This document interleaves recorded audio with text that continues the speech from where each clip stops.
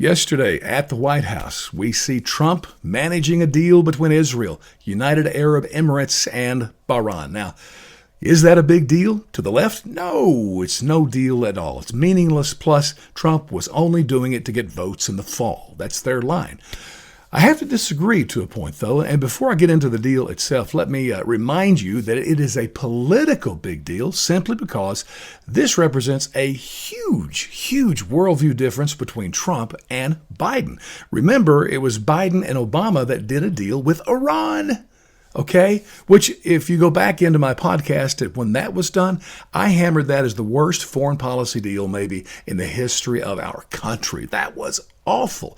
I mean, you remember the deal. So we open up their, do away with sanctions, opening up their economy so they can support terrorism even more.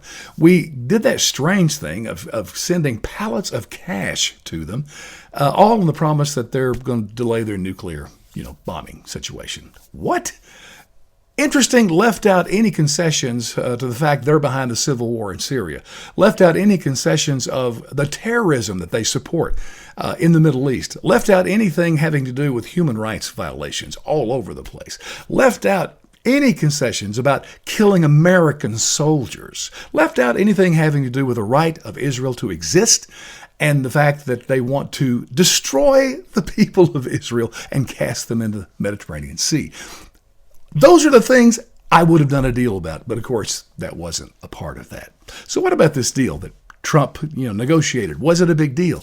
Well, let's look at it historically. Back in 1979, under Jimmy Carter, the first deal was struck between Egypt and Israel. And realize what's at the heart of these Arab-Israeli deals. It's simply to accept that Israel has a right to exist and not be completely destroyed. Okay? Egypt was the first. Then, 15 years later, under Bill Clinton, we had Jordan that came in and did a deal with Israel. So they, again agreed to let Israel exist and set up diplomatic relations. 25 years later brings us to yesterday, and we see where two more Arab countries come in. Now, it's a big deal if this leads to more Arab countries coming in, okay? There's like 50 more, though, that could come in. Also a big issue is Palestine. I mean, Hamas, which has too much power there, they're a terrorist organization.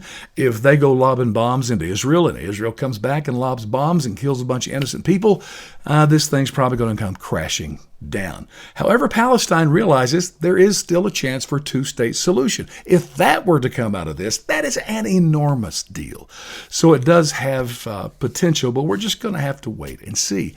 But just remember, Biden and Obama, they did a deal with Iran, which is the enemy of all these Arab states and Israel and us, whereas Trump brokered a deal between several Arab nations and Israel, which are our friends. You decide.